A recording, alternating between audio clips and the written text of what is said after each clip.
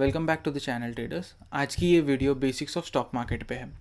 मैं ये वीडियो बना रहा हूँ क्योंकि आज से 1 से 1.5 साल पहले जब मैंने ट्रेडिंग स्टार्ट करी थी उस टाइम पे मैंने यूट्यूब पे कई बार सर्च किया कि बेसिक्स ऑफ स्टॉक मार्केट के ऊपर कोई वीडियो है क्या, बट उस टाइम पे मुझे कोई भी वीडियो नहीं मिली। तो आज मैं आपके लिए एक सीरीज़ लेके आया हूँ जिसके अंदर में 3 वीडियोज़ रहेंगे। 3 वीडियोज़ के अंदर में आपको पूरा स्टॉक मार्केट का बेसिक्स सिखाया जाएगा, जिसके अंदर से पहली वीडियो ये रही आपके लिए और इसकी 2 वीडियोस इस वीक में या तो फिर अगले वीक में आपको मिल जाएंगी। ठीक है, सो स्टार्ट करते हैं कि स्टॉक मार्केट मतलब क्या, इसमें और क्या क्या चीज़ें होती है, स्टॉक मार्केट ट्रेड कहाँ, मतलब क्या ट्रेड होता है, कहाँ ट्रेड होता है। तो ये सारी चीज़ें मैं आपको बताऊंगा एक पीपीटी के थ्रू। ठीक है, तो आते हैं हम अब पीपीटी के ऊपर। So basics of stock market, इस वीडियो में आपको पूरा स्टॉक मार्केट एकदम इजी लैंग्वेज में बताया जाएगा। ठीक है, सो सबसे पहली चीज़, what is stock market. Stock market क्या है, अपन एक एग्जांपल लेते हैं। मैं ये पेन खरीदने के लिए किसी एक मार्केट प्लेस में एक शॉपकीपर के पास गया, ठीक है, और मैंने वहाँ से ये पेन खरीदी। बट ये पेन उस शॉपकीपर ने तो नहीं बनाई है, ये पेन किसी एक कंपनी ने बनाई है। वो कंपनी हुई मैन्युफैक्चरर, बीच में ये जो शॉपकीपर था ये हुआ डीलर और मैं हुआ एक बायर। ठीक है, तो स्टॉक मार्केट एक ऐसी जगह है जहाँ पे एक बायर और सेलर मिलते हैं और उनके बीच में सिक्योरिटीज़ का एक्सचेंज होता है। और ये एक्सचेंज किसके थ्रू होता है, ये एक्सचेंज होता है ब्रोकर के थ्रू। अब यहाँ पे अपन अज्यूम करते हैं कि जो शॉपकीपर था वो ब्रोकर है, उसने डायरेक्टली किसी एक सेलर से गुड्स लिए और आपको बेचा और आपने जो पैसा दिया उसने वो सेलर तक पहुंचाया। ठीक है, सो यहाँ पे उसने बीच में कोई कमीशन लिया, दैट इज़ द ब्रोकरेज। ठीक है, सो सिंपल है। स्टॉक मार्केट क्या है, स्टॉक मार्केट एक ऐसी जगह है जहाँ पे प्रीवियसली ओन्ड सिक्योरिटीज़ का बाय और सेल होता है। ये होता है ब्रोकर्स के थ्रू, और जो ट्रेडर्स होते हैं ये कंपनी का छोटा छोटा पार्ट जो शेयर होता है उसको बाय या सेल करते हैं। अब जैसे मैं वो चीज़ खरीदने के लिए मार्केट प्लेस गया, वैसे मुझे अगर स्टॉक्स खरीदने हैं, मुझे किसी कंपनी का सिक्योरिटी मतलब किसी कंपनी की सिक्योरिटीज़ खरीदने हैं, तो मैं कहाँ जाऊँगा? I will go to the stock exchange. Stock exchange मतलब क्या, एक ऐसी जगह जहाँ पे इन सिक्योरिटीज़ का बाय और सेल हो रहा है, जो एक ऐसी जगह जहाँ पे ये सारी चीज़ों का जो पूरा बाय सेल एक्टिविटी है या फिर जो भी कुछ है ये जहाँ हो रहा है, that is a stock exchange. India के लिए 2 बड़े स्टॉक एक्सचेंजेस है, एक है बीएससी, दूसरा है एनएससी। बीएससी मतलब बॉम्बे स्टॉक एक्सचेंज, एनएससी मतलब नेशनल स्टॉक एक्सचेंज। इसके अलावा भी इंडिया में कई सारे स्टॉक एक्सचेंजेस है, बट जो सबसे बड़े 2 मेन इंपॉर्टेंट स्टॉक एक्सचेंजेस है वो है Bombay stock exchange and national stock exchange. अब इसके अलावा भी, इंडिया के अलावा भी कई सारे कंट्रीज़ में और भी स्टॉक एक्सचेंजेस होते हैं, जैसे न्यूयॉर्क स्टॉक एक्सचेंज हो गया, उसके बाद में टोक्यो स्टॉक एक्सचेंज हो गया, या और भी कोई बहुत सारे स्टॉक एक्सचेंजेस हैं। ठीक है, सो 3 सबसे इंपॉर्टेंट क्वेश्चंस और जो सबसे बड़े क्वेश्चंस आपके दिमाग में आने चाहिए वो है कि why to invest in stock market. अब इसका सिंपल आंसर है, आपके रिटर्न्स आपको मैक्सिमाइज करना है और आपको इन्फ्लेशन जो बढ़ रहा है, जो इन्फ्लेशन रेट आ रहा है, इसको आपको बीट करना है। तो इन्फ्लेशन, फॉर एग्जांपल, आज से कुछ दिनों पहले तक पेट्रोल का प्राइस कुछ और हुआ करता था, but now it has crossed 100 in some cities. So इस इन्फ्लेशन को आपको मेंटेन करना है। इस इन्फ्लेशन को आप कैसे मेंटेन कर सकते हैं? इधर आपका अर्निंग्स बढ़ेगा या आपका सेविंग्स बढ़ेगा। बट सेविंग्स बढ़ाने के लिए, सेविंग्स करने के लिए भी कई सारी जगह है, जैसे आप एफडी करवा लो, जैसे आप स्टॉक मार्केट में इन्वेस्ट कर दो। बट स्टॉक मार्केट में क्यों इन्वेस्ट करना चाहिए? क्योंकि आपके रिटर्न्स मैक्सिमाइज होने चाहिए। एफडी में आपको मैक्सिमम 5 to 7% का इंटरेस्ट मिलेगा। ठीक है, second question is when to invest in stock market. अभी स्टार्ट कर लो, आज स्टार्ट कर लो, क्रैश के लिए मत रुको, आज से स्टार्ट करो। Start buying in SIP mode. For example, अगर आपके पास 10 रुपये है, ठीक है, सो आज आपने क्या करना है, 40 to 50% मतलब 4 से 5 रुपये आपने इन्वेस्ट करने हैं। उसके बाद में जब भी एक करेक्शन आता है तब उस टाइम पे आप और 3 रुपये डाल दो, दैट इज़ 30% और इन्वेस्ट कर दो आपके कैपिटल का।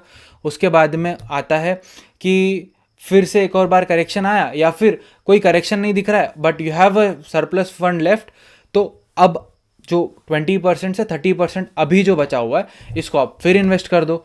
इस तरीके से आपका एक पिरामिड फॉर्म होगा, जिसका बेस जो था वो सबसे बड़ा रहेगा, उसके ऊपर और थोड़ा छोटा, और उससे ऊपर का जो है that is the final investment amount जो आप डालने वाले हो वो और छोटा रहेगा।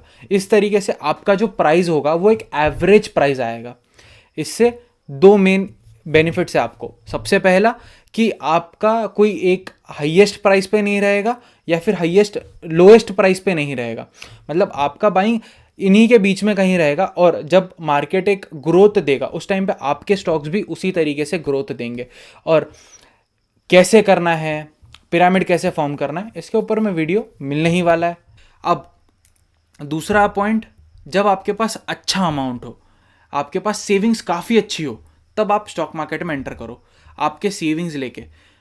मैंने पहले भी बताया 5 से 7% से अलावा आपको अगर 30 to 40% मिल रहा है, क्यों ना इन्वेस्ट करो स्टॉक मार्केट में। मैं ऐसा नहीं बोल रहा हूँ कि हर बार 30 to 40% मिलेगा, बट आई गारंटी यू कि आपको एफडी से ज़्यादा रिटर्न तो शॉर्ट मिलेगा, किसी भी हालत में मिलेगा। But invest in good stocks, index fund में इन्वेस्ट करो, किसी ब्लू चिप फंड में इन्वेस्ट करो। अब किस स्टॉक में इन्वेस्ट करना है, उसको कैसे एनालिसिस करना है, ये चीज़ें आपके दिमाग में चल रही होंगी, तो इसके ऊपर एक पूरा डिटेल्ड वीडियो मेरी तरफ से पक्का आपको मिलेगा, ठीक है। अब तीसरा question, how to invest in stock market. Simple चीज़ है, डीमैट खोलो, इन्वेस्ट करो। नहीं भाई, डीमैट अकाउंट आपको ओपन करना पड़ेगा। दूसरा, आपको किसी भी एक कंपनी के बारे में जानना पड़ेगा। जानने के दो तरीके, एक है फंडामेंटल एनालिसिस और it should be supported with technical analysis. अब इन दोनों वीडियोस का मैं प्रॉमिस तो कर चुका हूँ, बट अगर आपको ये सारी चीज़ें नहीं करनी है तो आप सिंपल एक चीज़ कर सकते हो, किसी भी एक अच्छा म्यूचुअल फंड लो और उसमें इन्वेस्ट कर दो एसआईपी मोड में। फॉर एग्जांपल आपने 10,000 रुपये हर महीने सेव करने हैं, तो हर महीने के आपने 10,000 रुपये की एक एसआईपी शुरू कर दी किसी भी एक म्यूचुअल फंड कंपनी में।